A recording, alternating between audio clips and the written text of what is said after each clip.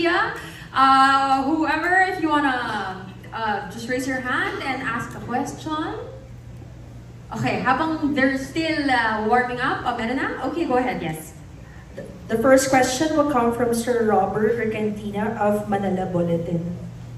Hello, magandang gabi po. And Ms. Marty, congratulations for a very informative and interesting series. So we'll be waiting for that in the rest of the series.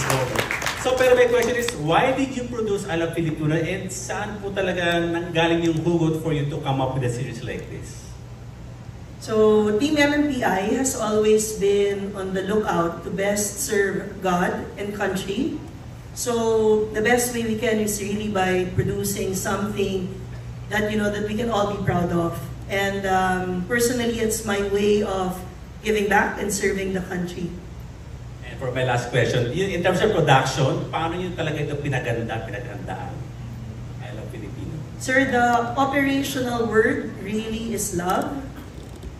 Binuhusan ng pagmamahal yung production, from pre-production, from research, scripting, to production, to post-production, color grading, music, sound design. Talagang binuhusan namin ng pagmamahal para naman, pag napanood na ng mundo, talagang masasabi mo, nakaka-proud maging Pilipino. Correct. And then, maraming salamat po. Congratulations po. Thank you. So it's on Netflix all over the world, not just Netflix Philippines, it's all over the world. Next question? The next question will come from Alan Policarpio of Philippine Daily Inquirer. Hi, good evening. Congratulations po. Na-mention na kanina yung about yung global release nga po nito. Can you tell us more about that? Paano niyo siya na-push to have this shown worldwide? And kapag napanood po siya ng mga ibang lahi, ano po yung gusto niyong parang take away nila from our culture? Actually, bago namin produce yung series, ang unang tanong namin, ano nga ba ang Filipino? What is Filipino? So, throughout the series, masasagot yung mga tanong na yon, as you've seen in the culinary episode, in the music episode, in the architecture episode. Of course, dahil maiksi lang yung oras natin, it's 30 minutes per piece, per episode. We really tried to answer that question. And there are so many more facets of being a Filipino that we can also show to the world. But this is a glimpse, no, of what we Filipinos are. Kumbaga yung culture natin, na ibahagi namin a glimpse of it. So hopefully it's something that the Filipinos here in the abroad will appreciate and also support. And dun sa mga makakapanood pa na hindi natin kalahi, sana mas maintindihan nila, yung palang Filipino food, yung palang Filipino music, no? Yung palang Filipino architecture. And nabanggit nyo rin kanina, ang daming challenges. So, can you just parang walk us through ano ba yung mga na-experience natin, paano natin siya nagawa ng paraan? Challenges, siguro sa kahit anong proyekto, talagang maraming challenges. But the way we looked at it really is that the project is a blessing. It's a blessing because we are able to really show to the world what we Filipinos are made of and what Filipinos are. So more than the challenges, talagang blessing siya. And not a lot of people are able to produce materials na ganito wherein we can all be proud of our roots. So it's really a blessing, sir. And last na lang po, marami tayong topic na pinakita like food, music, architecture, pero sa tingin niyo po, ano yung kumbaga nagtatahi sa mga bagay na ito that makes it uniquely Filipino? Siguro yung ating, because of the many islands that we have in the Philippines, we do have a rich culture, a rich heritage, but it's really the stories of the Filipinos. We all know what it means to be Filipino. So it's really just about showing to the world what we Filipinos are made of. We're so talented. This room is full of talent, di ba? Nakita niyo naman yung sa culinary, music, architecture. You will also see sausawan in the art. Grabe. You know, kaya nga sabi ko, I'm overwhelmed with legends in this room. So, there's so many things to be proud of as Filipinos, and it's high time that we really promote, you know, us being proud of our culture and heritage. Thank you, sir. The next question will come from Neri Almo of GMAnetwork.com. Hi, good evening. Yung series yung documentaries na napanood natin ngayon, parang comparable siya dun sa mga foreign documentaries na about culture din. I'm just curious, paano ba yung pagtahi ng story yan? Or paano nyo ginawa yung story? Is it the same as yung paggawa nyo ng local documentaries? Siguro magandang makasagot po niyan si Jiggy kasi siya po yung gumawa ng storya. And with that, we'd like to call on Mr. Jiggy Manika. Hello.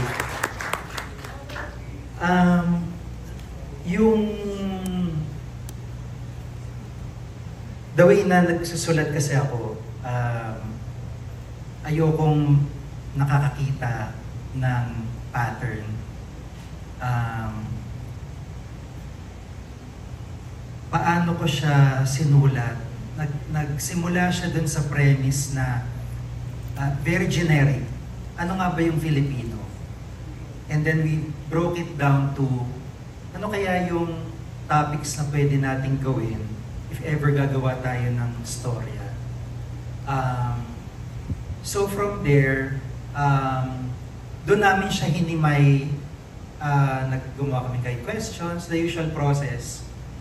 But in terms of storytelling, siguro ang masasabi ko yung parang driving force niya na question in my mind pa rin. Very personal na bakit ba pag halimbawa maghahanap ako ng pagkain Pinoy, usually parang street food lang siya. Pero maghahanap ako ng other cuisine, bakit parang pang high-end siya? Doon nga sa barangay namin, may Vietnamese food. Masarap siya. Pero bakit wala siyang yung usual pagkain Pinoy na pupuntahan mo talaga? Makakapunta ka pero mahal. Parang, yun yung parang general idea na maybe kailangan natin siyang mas ipakilala pa. So, magulo ba yung sagot ko? Pero, sorry. Pero yung general idea is, ano nga ba yung Filipino? Yung ulit-ulit na intro, ano nga ba yung Filipino? And pagdating sa pagkain, paano natin siya i-define? So, pinakita natin yung case studies na ano ba yung sisig, ano ba yung sinigang. For example, pwede bang yung foreign na corned beef na ginawang sinigang, matatawag pa ba siyang Filipino? So, define natin siya. At yung sisig, parang may evolution pa pala siya na nangyari. So, yun yung paano ko ba i-capture yung sagot? Yun yung nakita namin. Again, paulit-ulit kong sasabihin na ang pinaka talagang masasabi ko na natuto ako would be yung architecture din kasi for the longest time nakikita natin siya din sa mga, di ba, yung mga artwork, parang street art na bahay kubo, pag pinicture mo, parang, sorry for the term, pero dampa o kaya sa bukid. Pero ang inspiration pala siya at DNA pala siya ng modern day architecture. Sorry, gulo na ng sagot pa. But, to summarize, ang basic premise lang dito is, ano ba yung sariling atin? At pwede ba siyang ipagmalaki? in the case of music, yung tanong doon is, pwede ba tayong lumaki as a brand or as an art na hindi yung pag nag-concert tayo, Pilipino pa rin yung crowd natin abroad. Parang ang pangarap ko, di ba? Ang pangarap din ni Mr. C, maging global tayo. In the sense na parang nanonood ako ng Coldplay pag pumunta sila dito, pero ako ba pag nag-concert doon papanoorin ng Coldplay? So parang gano'n na yun yung gusto ko sana personally ma-achieve. Pakilala natin, makilala tayo, dalhin natin yung art natin, dalhin natin music natin, dalhin natin yung pagkain natin. Because yun yung easiest route paano tayo magpapakilala. Naniniwala ako na bata pa yung mga nakagawian natin, yung kultura natin, dahil nga sa dami ng influences natin.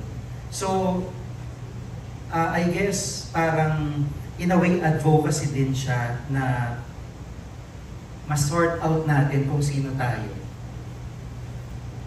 Hindi ko sinasabi na parang sinusolo namin yung work or binabalikat namin yung work, pero nagtatry kami mag-contribute using modern technology, using the streaming platform, through the streaming platform, na may pakilala natin sa mundo kung sino tayo. Ang gulo, di ba? Pero ganun yung thought process ko talaga yung tuna. Thank you for, talking us through the process. And okay lang. Kasi ibig sabihin, meron pa sigurong susunod at susunod pa, like a season 2, perhaps. Or meron bang mga topics na hindi pumasok dito sa season na to na pwede possible for season 2? Yun. So, actually, bago tayo bago tayo mag-season 2, dapat supportahan muna nila yung season 1. Season 1. I Love Filipino. So, yeah. Marami pa because yung like sa food, konti lang yung na-discuss namin, 'di ba? Parang hindi pa natin siya na-breakdown to specific locations. Ang dami pang pagkain sa Pilipinas na kakaiba. So, yung pagpunta naming Western Mindanao, yung effort to go to Pampanga o kaya to NCR, parang konting-konti lang yun, wala pang 1%. So I'm sure marami pang madidiscover pagdating sa pagkain. And gusto ko lang din idagdag na yung nabanggit ni Marnie na parang punong-puno ng pagmamahal yung materyales. Yung video, yung the way we shot, the way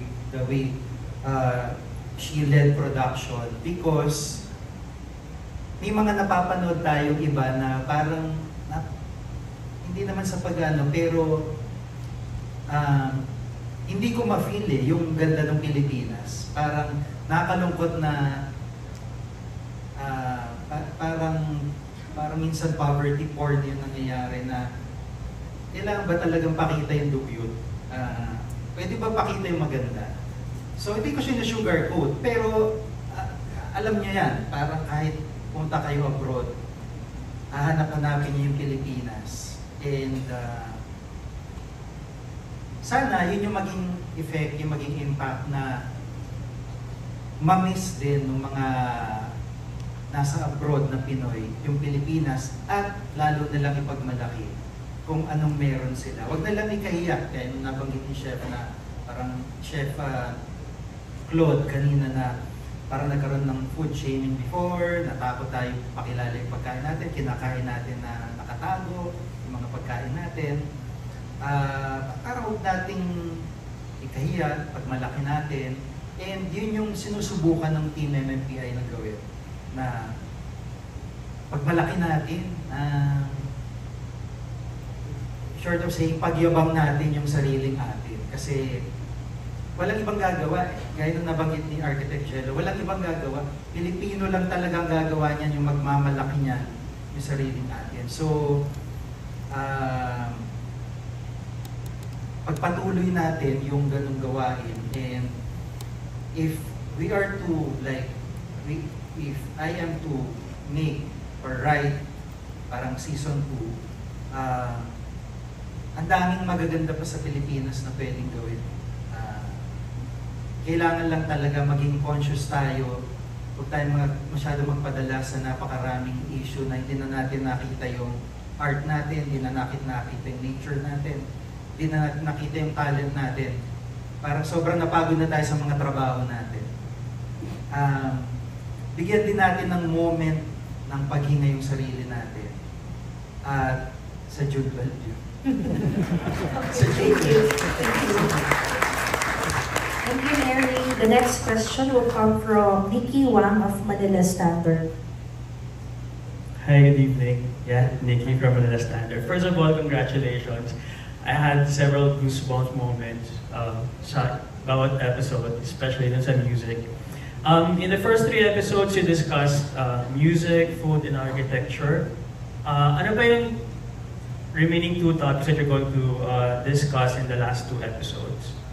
So there's a Sausawan episode and an art episode. Mm-hmm. And now you have 5 topics. How did you arrive at these topics to encapsulate the Filipino pride? Actually, dapat 4 lang yun. Yung Sausawan, parang na-inspire lang kami dun sa sinabi ni Rico na ang ganda-ganda na ng album niya, tapos kailangan lang niya ng isang walang kwenta na kanta, parang gano'n. Pero, it turned out, na dami namin natutunan dun sa Sausawan. Ayokong ikwento lahat, pero alam niyo, parang dahil sa Sausawan, meron tayong isang bayani mula sa Sausawan. And nakakatuwa na yung Sausawan, very Pinoy. Parang alam mo yun, yung ice cream, ginawa natin Sausawan ng French fries. Wala namang walang gumagawa. Yung gravy, ginawang sabaw. Very Pinoy yun. Ano pa ba? Yung mga tamis-anghang na mix na ginagawa natin, yung fishball, di ba parang kumain ka na ba ng fishball na walang Sausawan? Parang napakalungkot naman ng pamumuhay mo. So, yun yung napadagdag, and yun nga, it turned out na meron siyang historical relevance sa buhay ng mga Pilipino.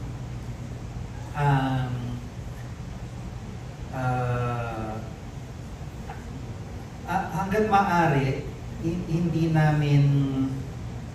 namin mas highlight namin yung insights ng mga interviewees. Kung napansin nyo, lesser voice-over, wala na yung mga stand-upper na ginagawa ko na bibida ako doon, dito tayo, diba? Makain ako ng fishball. Konti lang yun, very minimal, very minimal. Kailangan ko lang itawid yung eksena ni Kuya Ryan sa Aling Lusing Sisi, kasi kakain ako sisi. Pero, yung mga eksena na ginawa is more insights. Sila'y nagsasalita, sila'y nagkukwento para talagang sila yung sources ng information. Yun yung goal ng format na ginawa namin. And then,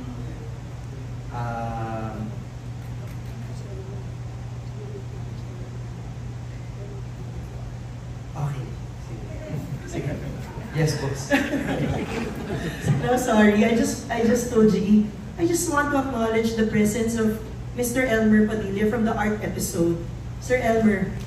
Si Sir Elmer po is a chinelas artist na yung works po niya are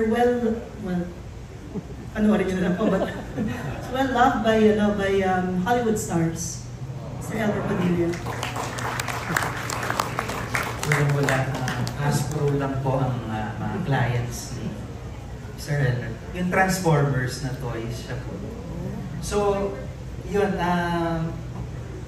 basically, 4 episodes, malalapit sa atin, pagkain, musika, architecture, and art. Tapos dinagdag namin yung sausawan na meron naman kaming natutunan. Sorry, hindi ko gusto ko ikwento pero... June 12. Holiday yun. So, Okay na lang. kailangan talagang... Since ipapalabas po sa Netflix, was it easy to sell this content to Netflix? How was the process like? It's actually a pitch project sa Netflix. So it's a pitch project. Yes. Last question na lang. Since this series is meant for global audience, not just Filipinos, in a few words, how would you like to describe the series? You know, to introduce I Love Filipino to foreign audience. Siguro I will invite them, no? So, if you would want to know more about our rich culture and heritage, please do watch I Love Filipino. It's going to be out on June 12, Philippine Independence Day, for global release on Netflix. Thank you very much and Thank congratulations. you. We have a few more questions. Thank you, Nikki. The next question will come from Kate Adahar of Random Republica. Hi, good evening. Congratulations. I noticed that each episode is research heavy. So can you give us an idea how long did it take to put together an episode?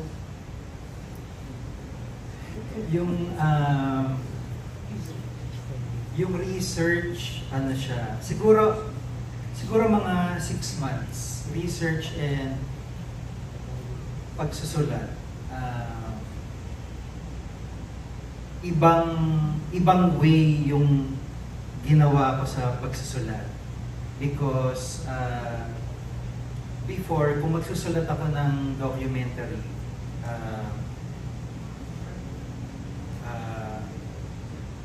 parang mag-interview na agad ako and then kukunin ko na agad yung soundbite at time code ko. Yun ang concern ko.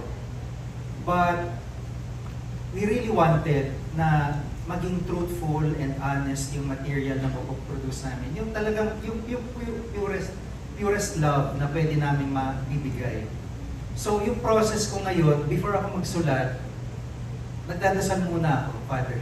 Nagdadasal po, totoo po. Nagdadasal muna ako and I asked the Lord for clarity of mind, yung parang wala masyadong discussion, yung truthfulness na lang ng material yung maabot ko.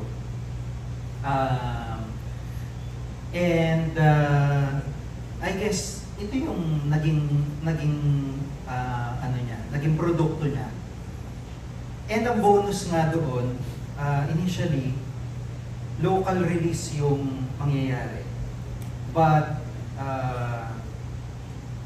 una, nakatanggap kami ng email na para bang Asia na siya i-release. So, natuwa naman kami. And then, doon na lumaki siya ng lumaki. So, pagdasal natin lahat na maraming tumangkilik. And,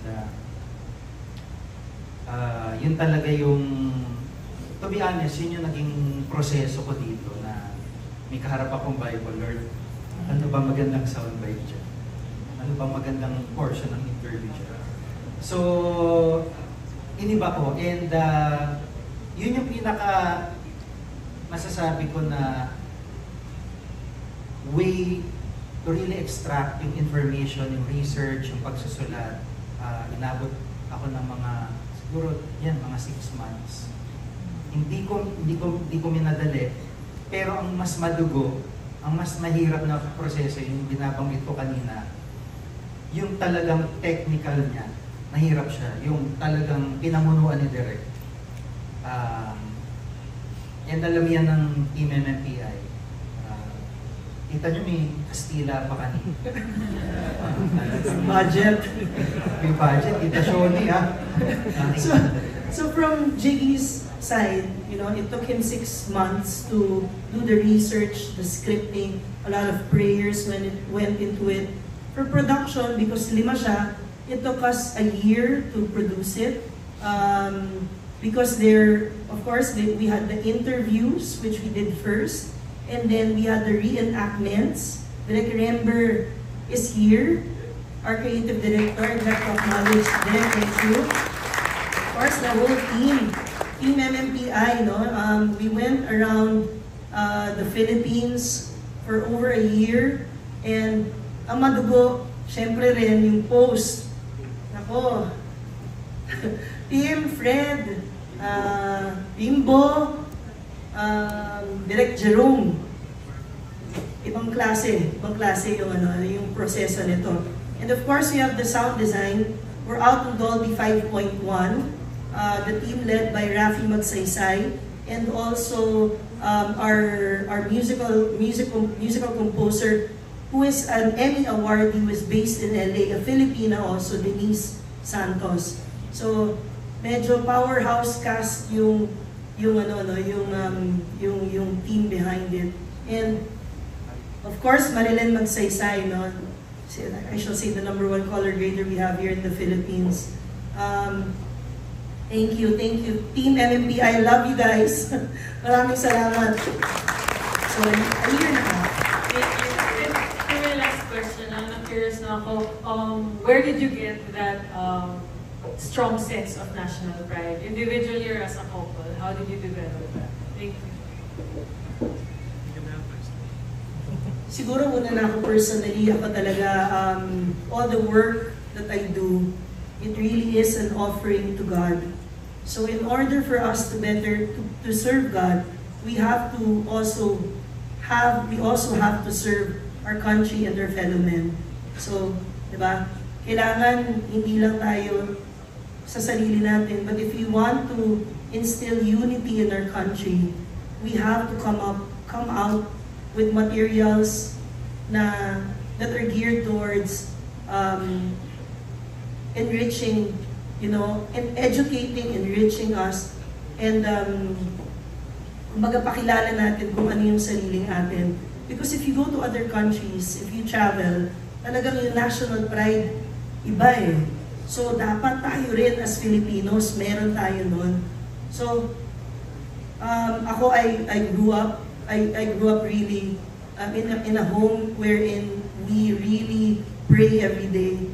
And I take inspiration from the Lord in everything. And all my friends know this. Diba? Lahat ng mga friends ko nakaka-receive ng religious books every Christmas. Clap your hands, mga friends. So, I take inspiration from our Lord above anything else in this universe. And in order for me, for our family to serve God, we also have to serve our fellow men. So doon po ako humugo. Mr. Manikan? Ako siguro, sa experience ko sa field as a journalist, nakita ko talaga yung iba't ibang issue. Iba't ibang estado ng buhay, mahirap, mayaman, yung poverty ba talaga sa Pilipinas, man-made or talagang natural na yun? Parang natural na mahirap na talaga tayo. Hindi. So, di ba, kung pwede lang makatulong sa maliit na pamamaraan, hindi ko naman pwedeng, di ba, lahat nung, kung pwede lang, di ba, lahat ng mahirap, bigyan ko tigwa 1 billion, di lahat mayaman. Kaya lang di, wala yan. So, hingi pa akong pakikim kay Direk. But, kumbaga parang looking inwards, ano ba yung strength na meron ako? It's storytelling. It's handling information properly, truthfully, honestly. So, yun lang yung kaya ko i-offer. So, pwede ba akong gumawa ng kwento na makakatulong or makaka-inspire? Pwede. So yun yung parang contribution na pwede kong magawa dun sa pwede kong ma-inspire. Kumbaga parang sinishare lang namin kung ano yung meron kami na konti.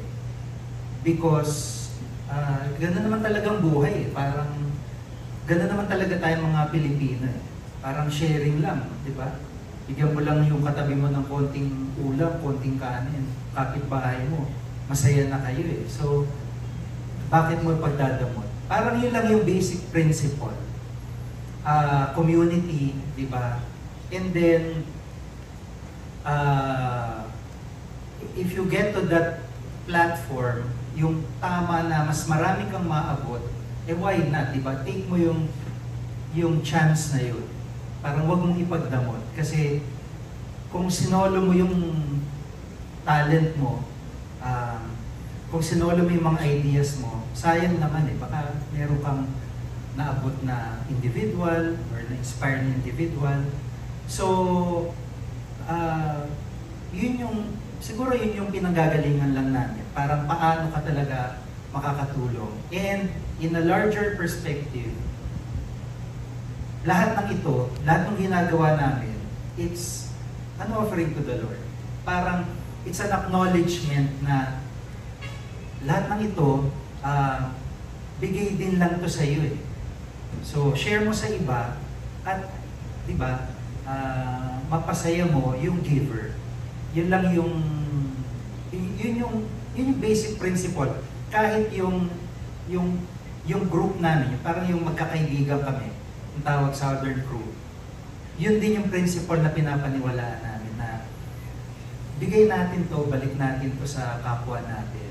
Because ito yung magandang offering kay Lord, na sinishare mo yung binigay niya sa'yo para sa kabutihan ng iba. So, yung nationalism, napakalalim na word niya. Parang mabigat. Parang ayoko magpakabayanin ngayong gabi. But, if doon yung direction na dinadala tayo, yes, ready kami for that. Kaya nga, for God and country.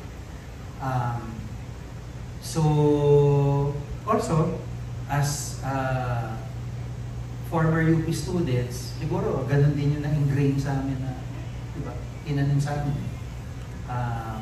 Yun. Pero wala kaming lahing, yung parang may kamag-anak kaming bayan. Gusto lang talaga namin, promote natin yung Pilipinas, ang ganda-ganda eh.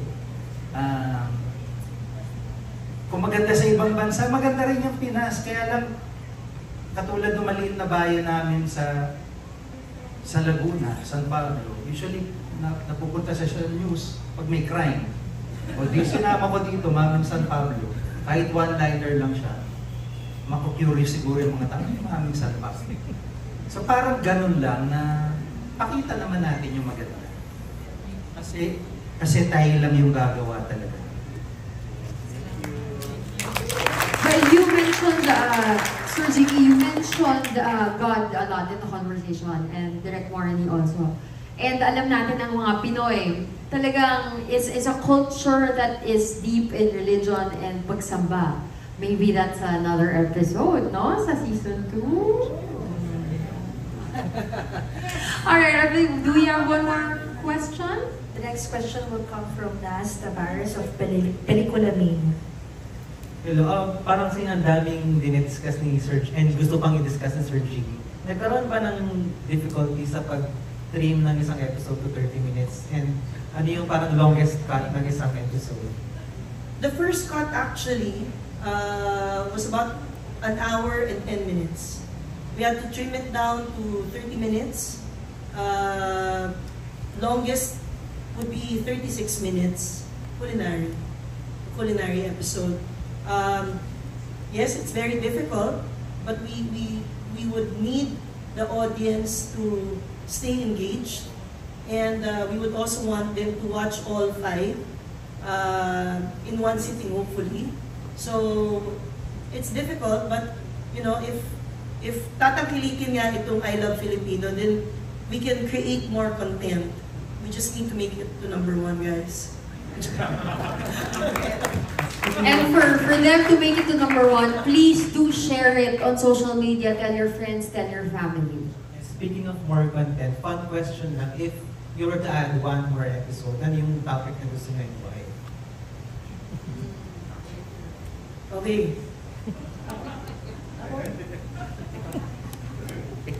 Okay. Isa lang, no?